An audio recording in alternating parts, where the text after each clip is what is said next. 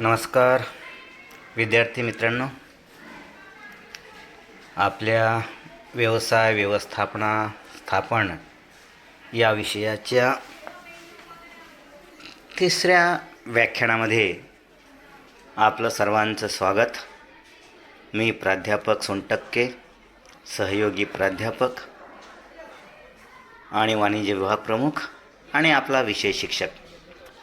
मित्रांनो, मागच्या वेळेस सांगितल्याप्रमाणे आज आपण ऑनलाईन तिसरं लेक्चर घेत आहोत. या तिसऱ्या लेक्चरचं जे काही टायटल आहे ते आहे व्यवस्थापन प्रक्रिया आणि व्यवस्थापन स्तर.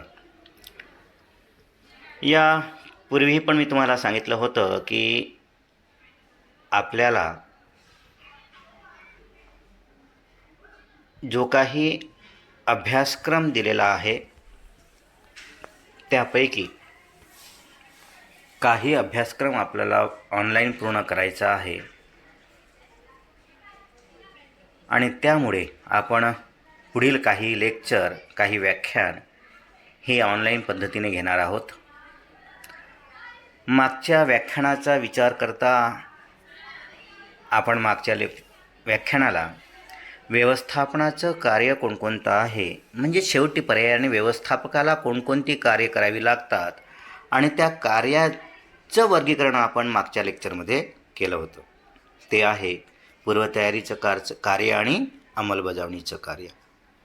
प्रत्यक्ष कार्याला सुरुवात करण्यापूर्वी जी अनेक कार्य करावी लागतात त्याला आपण पूर्वतयारीची कार्य म्हणतो आणि प्रत्यक्ष जेव्हा उत्पादनाचं कार्य म्हणा किंवा काम करायचं असेल तेव्हा त्यावेळेस जे कार्य करतो त्याला आपण अंमलबजावणीचं कार्य म्हणतो. ते आपण मागच्या लेक्चरमध्ये बघितलेलं होतं. मित्रांनो, आजचं लेक्चर आणि या लेक्चरसाठी आवश्यक असलेलं आपल्यासाठी ज्ञान म्हणजेच आपण काय करायला हवं होतं हे मी मागच्या लेक्चरला सांगितलं होतं. व्यवस्थापन प्रक्रिया काय आहे आणि त्या व्यवस्थापन प्रक्रियेमध्ये समाविष्ट घटक कोणकोणते आहेत हे तुम्हाला मी वाचून यायला सांगितलं होतं. शिवाय व्यवस्थापनाचे स्तर कोणकोणते आहेत त्याचाही थोडासा अभ्यास, थोडंसं वाचन आपण करणं आवश्यक होतं, जेणेकरून पुढचं व्याख्यान किंवा आपण जे आज शिकणार आहोत ते तुम्हाला समजणं सहजतेने शक्य होतं. चला तर मित्रांनो, आपण आजच्या या व्याख्यानाकडे वळूया. व्यवस्थापन प्रक्रिया. आपण यापूर्वी बघितलेलं आहे की व्यवस्थापनामध्ये अनेक कार्य करावे लागतात आणि हे कार्य सतत आणि नियमित चालू असतात आणि म्हणून असं म्हटलं जातं की व्यवस्थापन एक नुसतं कार्य नसून व्यवस्थापन ही एक प्रक्रिया आहे जी नियमितपणे आणि सतत चालू असते. आणि म्हणून व्यवस्थापन प्रक्रिया म्हणजे काय किंवा व्यवस्थापन प्रक्रियेमध्ये विविध क्रियांची सुरुवात आणि शेवट यावर नियंत्रण ठेवलं जातं आणि म्हणून व्यवस्थापन प्रक्रियेत व्यवस्थापनाची विविध कार्य जी विशिष्ट क्रमानं आणि वेळेवर पूर्ण केली जातात त्या विशिष्ट कार्यांना म्हणजे विविध कार्यांनाच आपण साधारणपणे व्यवस्थापन प्रक्रिया असं म्हणत असतो. प्रक्रिया आणि कार्य यामध्ये थोडा फरक आहे हे लक्षात ठेवणं आवश्यक आहे. प्रक्रिया एक प्रोसिजर आहे, कार्य एक फंक्शन ज्याला म्हणतो आपण ते. आणि व्यवस्थापन प्रक्रिया का आहे, कारण ती सतत चालणारी आहे. ती एका विशिष्ट ठिकाणी थांबत नाही. एक कार्य पूर्ण केलं की त्या कार्याशी सुसंगत असं दुसरं कार्य करावं लागतं आणि म्हणून ते सतत चालत असतं. सतत चालणारी ही एक प्रक्रिया असल्यामुळेच आपण व्यवस्थापन ही एक प्रक्रिया आहे असं म्हणत असतो. मग ही प्रक्रिया मात्र एका विशिष्ट पद्धतीने आणि क्रमाने चालली पाहिजे. विशिष्ट पद्धतीने आणि क्रमाने जेव्हा व्यवस्थापनाचं कार्य चालतं तेव्हा त्यालाच आपण व्यवस्थापन प्रक्रिया असं म्हणत असतो. मग या व्यवस्थापन प्रक्रियेमध्ये कोणकोणत्या घटकांचा समावेश होतो हे सुद्धा आपल्याला बघणं आवश्यक आहे. मग या व्यवस्थापन प्रक्रियेमध्ये काही बाबींचा किंवा घटकांचा समावेश होतो. ते कोणकोणतं? तिथे आहे नियंत्रण म्हणजेच देखरेख करणं, कंट्रोल करणं अनेक कर्मचारी काम करतात तेव्हा ते कर्मचारी योग्य पद्धतीने काम करत नसतील तर त्यांच्यावर वेगवेगळ्या पद्धतीने दडपण आणावं लागतं, वेगवेगळ्या पद्धतीने त्यांना सल्ला द्यावा लागतो, वेगवेगळ्या पद्धतीने मार्गदर्शन करावं लागतं. आणि या सल्ल्याची मार्गदर्शनाची गरज त्यांना आहे किंवा नाही हे बघण्यासाठी व्यवस्थापना प्रक्रियेमध्ये नियंत्रणाला फार महत्त्व आहे. संघटन क्रिया ही एक क्रिया आहे. अनेक व्यक्तींचा समूह मिळून संघटन तयार होते. तेव्हा हे संघटन प्रक्रियेमध्ये काय केलं जातं तर अनेक कर्मचाऱ्यांना एकत्र करून त्यांचा एक समूह निर्माण करून त्यांना त्यांचे उद्देश काय आहेत ते सांगावे लागतात. ते एकत्र का आलेत, काय कारणं आहेत ते त्यांना सांगावं लागतं आणि हे संघटनेच्या मार्फत केलं जातं. या संघटन प्रक्रियेमध्ये समन्वय साधणं हे सुद्धा अंतर्भूत आहे. एक वाक्यता निर्माण करणं, एक कर्मचारी दुसऱ्या कर्मचाऱ्याच्या कार्याशी सुसंगत आहे, संबंधित आहे हे त्यांना सांगणं आणि त्या पद्धतीने त्यांना कार्य सोपवणं आणि ते कार्य ते योग्य पद्धतीने पूर्ण करतात किंवा नाही हे बघणं हे सुद्धा या ठिकाणी या व्यवस्थापन प्रक्रियेमध्ये समाविष्ट आहे. कर्मचाऱ्यांना कार्यप्रवृत्त करणं, अभिप्रेरित करणं हे मी तुम्हाला त्या व्यवस्थापनाच्या कार्यामध्ये समजून सांगितलं होतं. तेच ही व्यवस्थापनाची एक प्रक्रिया आहे, सतत चालणारी प्रक्रिया आहे. म्हणून कर्मचाऱ्यांना वेळोवेळी संमोहित करणं, कार्यप्रवृत्त करणं, त्यांना प्रेरणा देणं की जेणेकरून ते अधिक कार्यक्षमतेने काम करतील आणि हे अभिप्रेरित करण्याचं काम या व्यवस्थापन प्रक्रियेमध्ये समाविष्ट होतं. संचालन करणं, निर्देशन करणं आपण हे व्यवस्थापनाच्या कार्यामध्ये सुद्धा बघितलं. तेच या ठिकाणी या व्यवस्थापन प्रक्रियेमध्ये समाविष्ट आहे. कर्मचाऱ्यांची नियुक्ती करणं, जो ज्या लायकीचा आहे, काम ज्याप्रमाणे आहे त्या प्रकारचं काम त्या कर्मचाऱ्यांनी करण्यासाठी योग्य कर्मचाऱ्यांची नियुक्ती करण्याचं काम या व्यवस्थापनाच्या प्रक्रियेमध्ये समाविष्ट होते. प्लॅनिंग करणं, नियोजन करणं, एक योजना आखणं, त्या योजनेप्रमाणे भविष्यात आपल्याला काम करावं लागतं आणि म्हणून प्लॅनिंग करण्याचं काम या व्यवस्थापन प्रक्रियेमध्ये समाविष्ट आहे. याशिवाय मित्रांनो, आपल्याला या भागामध्ये व्यवस्थापनाचे वेगवेगळे स्तर आहेत, वेगवेगळ्या पायऱ्या आहेत, ज्याला आपण पातळ्यासुद्धा म्हणतो. त्या पातळ्या कोणत्या आहेत त्याचा अभ्यास, त्याचा उहापोह आपल्याला या ठिकाणी करायचं आहे. तर व्यवस्थापनाची जी अनेक कार्य आहेत ते अनेक स्तरावर केली जातात. त्या स्तरांची चर्चा वेगवेगळ्या व्यवस्थापन तज्ज्ञांनी वेगवेगळ्या प्रकारे केलेला आहे आणि म्हणून अनेक व्यवस्थापन तज्ज्ञांनी व्यवस्थापनाचे वेगवेगळे स्तर आहेत असं सांगितलेलं आहे. पण साधारणपणे व्यवसायाचे जे काही कंपनीचे जे काही स्वरूप आहे, त्यांचा आकार आहे, त्यांच्याकडे असलेला तांत्रिक घटक आहेत आणि त्या व्यवसायाची व्याप्ती आहे, या आधारावर साधारणपणे व्यवसायाच्या व्यवस्थापन स्तराची व्याप्ती अवलंबून असते. आणि असं जरी असलं तरी सर्वमान्य असे 3 स्तर व्यवस्थापनाचे आहेत. ते 3 स्तर म्हणजेच उच्च व्यवस्थापन स्तर ज्याला आपण टॉप मॅनेजमेंट म्हणतो, मध्यम व्यवस्थापन स्तर ज्याला आपण मिडल मॅनेजमेंट लेवल असं म्हणतो आणि कनिष्ठ व्यवस्थापन स्तर ज्याला आपण लोअर मॅनेजमेंट लेवल असं आपण म्हणत असतो. तर या 3ही व्यवस्थापन स्तराची सविस्तर माहिती आपण या ठिकाणी बघणार आहोत.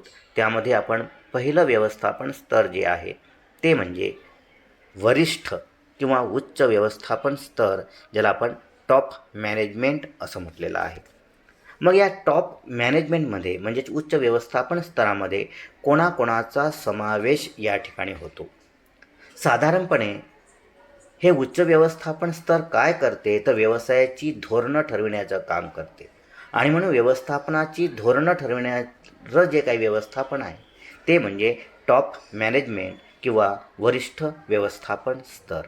मग या वरिष्ठ व्यवस्थापन स्तरामध्ये जे काही वेगवेगळे अधिकारी आहेत त्यांचा कोणत्या अधिकाऱ्यांचा समावेश होतो तर सर्वप्रथम म्हणजे मालक ज्यांना आपण भागधारक म्हणतो, हे वरिष्ठ व्यवस्थापनामध्ये येतात. त्यांच्या खाली संचालक मंडळ, त्यांच्या खाली मुख्य कार्यकारी अधिकारी. कधीकधी या संचालक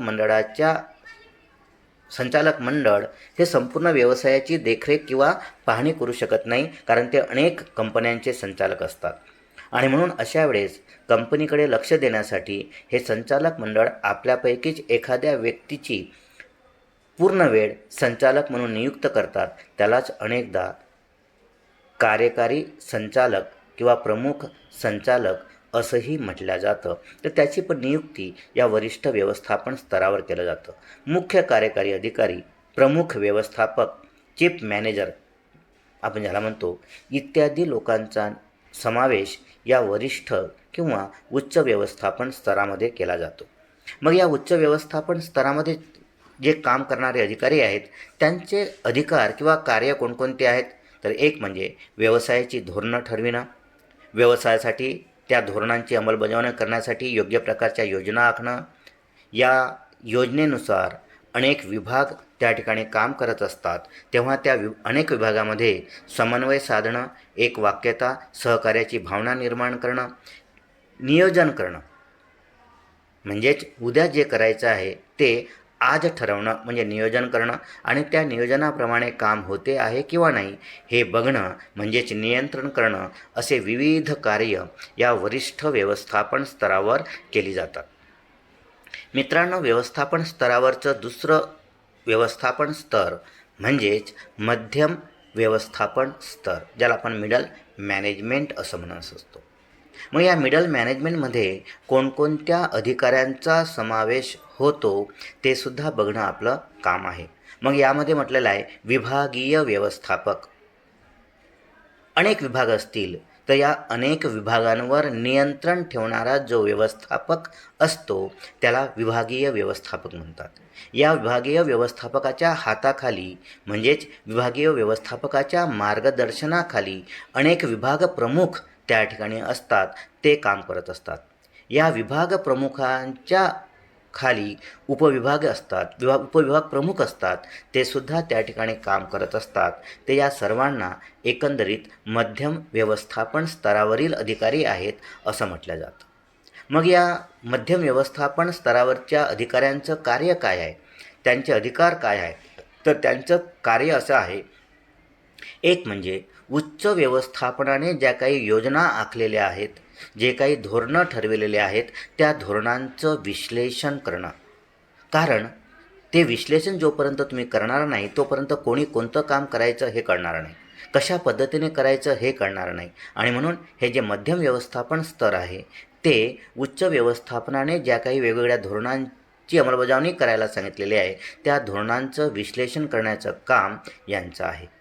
शिवाय जी काही उच्च व्यवस्थापनाने जी काही उद्दिष्टे ठरविलेली आहेत त्या उद्दिष्टांच्या पूर्ततेसाठी संघटन रचना करण्याचं काम हे व्यवस्थापन स्तर करत असते. योग्य प्रकारच्या कर्मचाऱ्यांची नियुक्ती करण्याचं कामसुद्धा हे मध्यम व्यवस्थापन करत असतं. आणि या कर्मचाऱ्यांच्या मदतीने धोरणांची अंमलबजावणी कशी केली जाईल आणि ती अंमलबजावणी झाली पाहिजे याकडे लक्ष देण्याचं कामसुद्धा मध्यम व्यवस्थापन करतं. शिवाय कर्मचाऱ्यांच्या काही अडचणी असतील, त्यांच्या तक्रारी असतील आणि काही कनिष्ठ अधिकाऱ्यांकडून काही शिफारसी आल्या असतील, प्राप्त झाल्या असतील, तर ते वरिष्ठ स्तरावर पोहोचवणे हे सुद्धा काम या मध्यम व्यवस्थापनाचं आहे. शिवाय कधीकधी या कर्मचाऱ्यांच्या अडचणी, समस्या, तक्रारी हे आपल्याच स्तरावर सोडविण्याचं कामसुद्धा हे मध्यम स्तरावरील व्यवस्थापन करत असतं. यानंतर मित्रांनो, आपलं तिसरं आणि शेवटचं व्यवस्थापन स्तर आहे ते म्हणजे कनिष्ठ, ज्याला आपण निम्न किंवा पर्यवेक्षीय व्यवस्थापन स्तर असं म्हणत असतो. मग या व्यवस्थापन स्तरामध्ये कोणकोणत्या अधिकाऱ्यांचा समावेश होतो? मग कार्यालयीन व्यवस्थापक असेल, पर्यवेक्षक असेल, निरीक्षक असेल, फोरमन असेल, काही ठिकाणी त्याला सुपरवायझर म्हणतात, विक्रेते, वरिष्ठ लिपिक, कनिष्ठ लिपिक आणि त्यांच्या हाताखाली काम करणारे कामगार, या सर्वांना एकंदरीत कनिष्ठ व्यवस्थापन स्तर असं म्हटलं जातं. मग या कनिष्ठ व्यवस्थापन स्तराचं काम कोणतं आहे किंवा त्यांचे अधिकार काय आहेत याचा विचारही आपण या ठिकाणी करणार आहोत. मग यामध्ये पहिलं कार्य आहे उच्च किंवा मध्यम स्तरावरील अधिकाऱ्यांच्या आदेशानुसार काम करणं. वरिष्ठ स्तरावर धोरणांची आखणी केली जाते. मध्यम स्तरावर त्या धोरणांचं विश्लेषण आणि ते काम कसं करायचं हे ठरवलं जातं आणि प्रत्यक्ष काम करून घेण्याचं काम या कनिष्ठ व्यवस्थापन स्तरावर केलं जातं. कर्मचाऱ्यांचं प्रतिनिधित्व करणं अनेकदा या जे काही कर्मचारी व्यवसायामध्ये काम करत असतात त्यांचा प्रतिनिधी म्हणूनही सुद्धा अनेकदा या कनिष्ठ व्यवस्थापन स्तराला काम करावं लागतं. कारण त्यांच्या अडचणी असतील, समस्या असतील, त्या वरिष्ठ आणि मध्यम स्तरापर्यंत जनरली पोहोचवल्या जातात. कर्मचाऱ्यांकडून प्रत्यक्ष काम करून घेणं हे सुद्धा या ठिकाणी निम्न स्तरावरच्या अधिकाऱ्यांचं किंवा व्यवस्थापनाचं आहे. कर्मचाऱ्यांच्या अडचणी असतील, तक्रारी असतील, त्यांच्या काही समस्या असतील किंवा शिफारसी पण असतील, त्या मध्यम स्तरावरील अधिकाऱ्यांच्या मदतीने उच्च व्यवस्थापनावर किंवा उच्च व्यवस्थापन स्तरावर पोहोचविण्याचं काम हे कनिष्ठ व्यवस्थापन करत असते. म्हणजेच एक प्रकारे कर्मचारी आणि मध्यम व्यवस्थापन स्तर यांचा दुवा म्हणून या कनिष्ठ व्यवस्थापन स्तरावरच्या अधिकाऱ्यांना काम करावं लागतं. शिवाय कर्मचाऱ्यांवर प्रत्यक्ष देखरेख ठेवणं, त्यांचं निरीक्षण करणं, ते चांगल्या पद्धतीने काम करतात किंवा करत नाही हे बघणं, हे सुद्धा या कनिष्ठ व्यवस्थापनाचं काम आहे. म्हणजेच प्रत्यक्ष कर्मचाऱ्यांकडून काम करून घेण्याचं महत्त्वाचं कार्य या कनिष्ठ व्यवस्थापन स्तरावर केलं जातं. तर अशा पद्धतीने मित्रांनो, या ठिकाणी व्यवस्थापनाची 3 स्तरं आहेत. त्या 3 स्तरावर कोणकोणते अधिकारी काम करतात, त्यांचं काम कोणतं आहे हे आपण बघितलेलं आहे. यानंतर मित्रांनो,